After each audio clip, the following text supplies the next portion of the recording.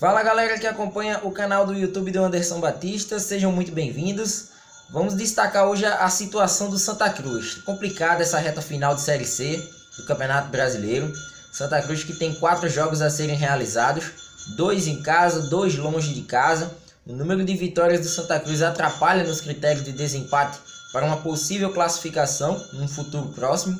Além disso, o saldo de gols, que hoje é de menos 3 gols. Uma defesa que vinha sendo vazada nas últimas rodadas e que aí, neste momento o Santa tem aí partidas dificílimas contra equipes que figuram na parte de cima da classificação. Dos 4 jogos que restam ao Santa Cruz, 3 são contra equipes que nesse momento brigam diretamente ou estão inseridas diretamente dentro desse G4.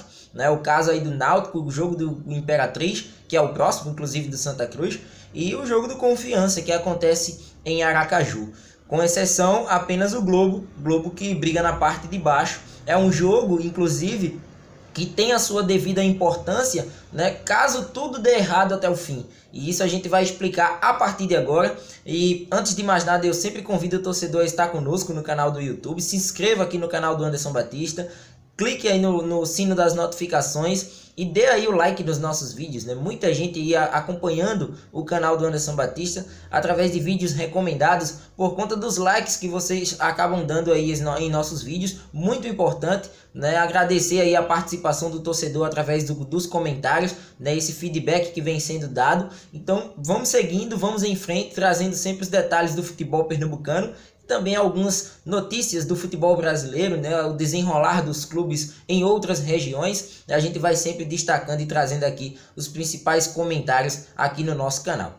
Vamos lá, trazer aqui os detalhes do Santa Cruz. Eu analisei os 4 jogos do Santa Cruz e trouxe a questão da pontuação, que é o que vale nesse momento, é o que a gente vai observar a respeito de quantos pontos o Santa Cruz precisa nessa reta final, de 4 partidas, 12 pontos a serem disputados.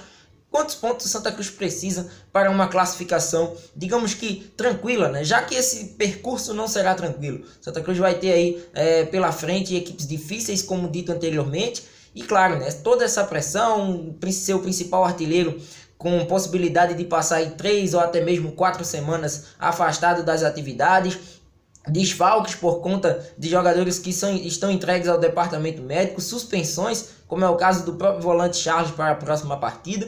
Então a gente vai observar aí as nuances desse Santa Cruz na soma dos pontos nas próximas partidas, dos próximos jogos dessa primeira fase da Série C do Brasileiro.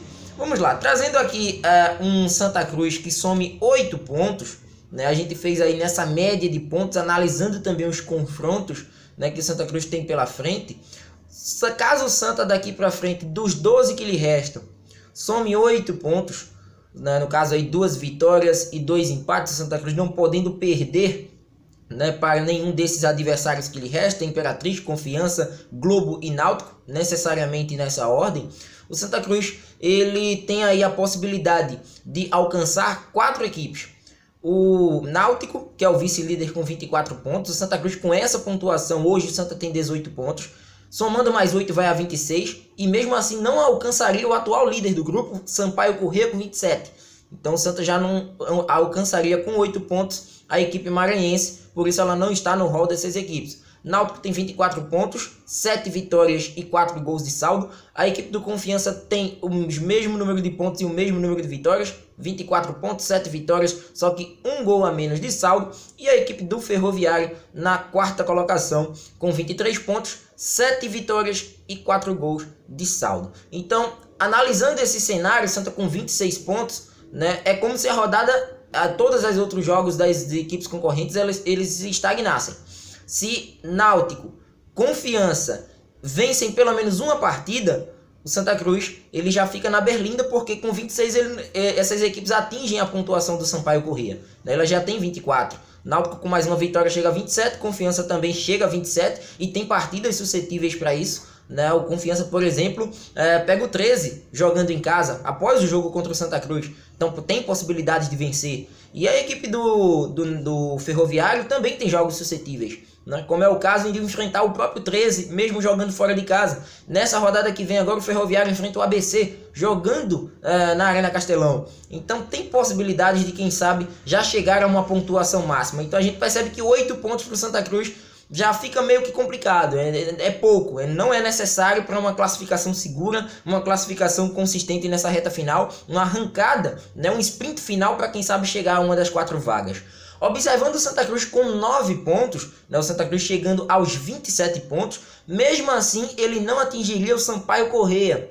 Por quê? Mesmo com a pontuação, né, chegando aí, igualando no número de pontos a equipe maranhense, o Santa Cruz tem uma vitória a menos. O Sampaio já tem 8 vitórias na competição. E com 9 pontos, o Santa Cruz daria-se o luxo de perder uma partida. Eu acentuo sempre que é importante para o Santa vencer as 2 partidas como mandante nessa reta final. A partida contra o Imperatriz e a partida contra o Globo. Esses 2 jogos serão fundamentais de vitória para que o Santa possa, quem sabe, sonhar com algo lá na frente.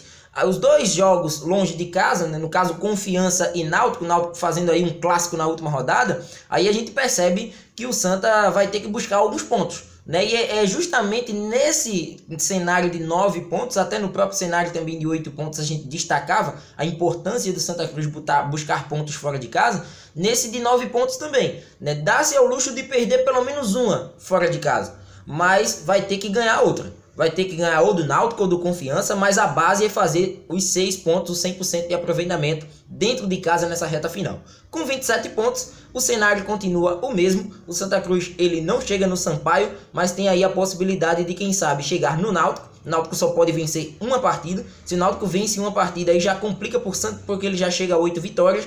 E com 27 pontos, o Santa só chega a 7 vitórias nesse cenário. Mesmo caso do Confiança. Então o Santa teria que brigar nesse momento com o Ferroviário. E já não seria mais nos critérios de vitórias. Seria nos critérios de pontuação. O Ferroviário teria que, no caso aí, perder pontos para equipes como o 13, como o próprio ABC, contra o Imperatriz fora de casa e a última rodada contra o Confiança. O Ferroviário, por sua vez, ele faz aí confrontos suscetíveis a bons resultados, né? Principalmente 13 e ABC. Imperatriz e Confiança, a gente já fica ali meio que com o pé atrás, um jogo mais equilibrado, porque são equipes que brigam diretamente pela parte de cima nesse grupo A. O Santa somando 10 pontos, essa é a terceira possibilidade, o Santa chegando a 28 pontos, aí a gente já começa a enxergar o Santa Cruz com mais possibilidades de classificação. Se bem que ainda não é fácil o Santa Cruz chegar aos 28 pontos, porque são 10 de 12 pontos a serem disputados. É muita coisa. E mesmo assim, o Santa Cruz vai tentando. São 3 vitórias e um empate nesse cenário, né? No caso, o Sampaio, nesse cenário aqui, ele volta. Só que o Sampaio, nesta rodada, enfrenta o 13. O Sampaio tem inúmeras chances de, já nessa rodada, garantir a classificação. Já tirar vários concorrentes diretos aí da briga. Porque ele tem 27, chegando a 30, ele aí vai também somando 9 vitórias para os critérios de desempate. Fica muito difícil o Sampaio Corrêa perder uma vaga à próxima fase. A gente enxerga também que o Santa com 10 pontos, no caso 3 vitórias, as 2 vitórias de casa, uma vitória fora de casa e um empate. O Santa não pode mais escorregar neste cenário.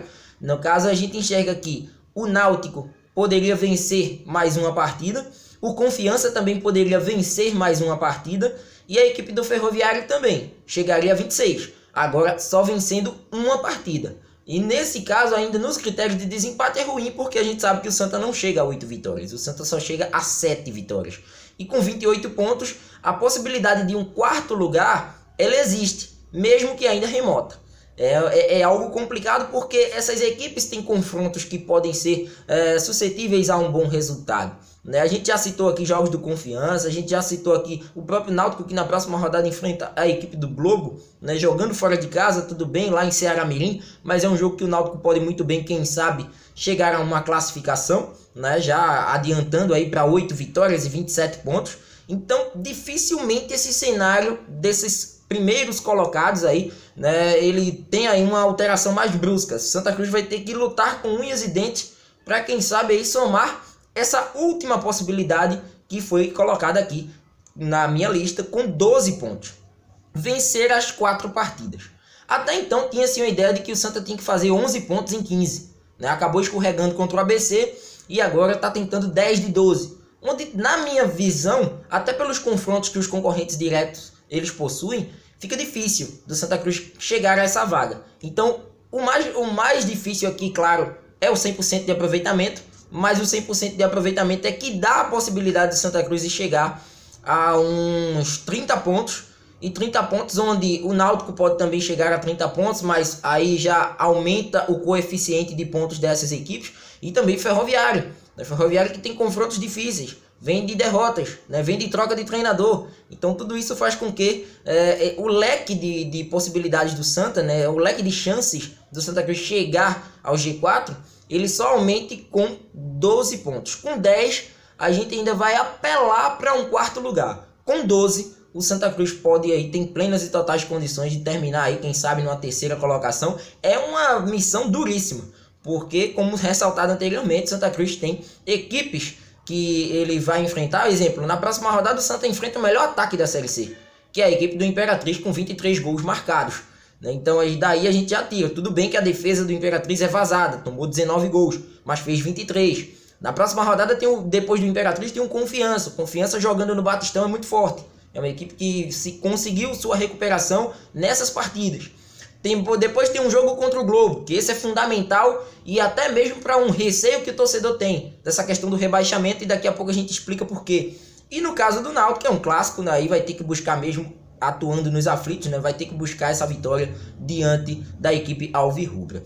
Analisando o Campeonato Brasileiro da Série C e o seu Grupo A, que nos últimos anos aí teve composição de equipes do Norte e do Nordeste e até participações de algumas equipes do Centro-Oeste, a gente deu uma analisada de 2012 para cá, as quartas colocações dessas equipes, né, que inclusive desde 2012 para cá que esse campeonato da Série C vem sendo disputado nessa fórmula. Uma fórmula de 2 grupos de 10, onde as 4 melhores equipes se classificam, as 2 últimas caem para a Série D do Campeonato Brasileiro, a 4ª divisão nacional. Então assim, de 2012 para cá, apenas 2 anos eles foram fora da curva em relação à pontuação do quarto colocado. Em 2013, o Sampaio Corrêa com 33 pontos, aí foi uma pontuação altíssima.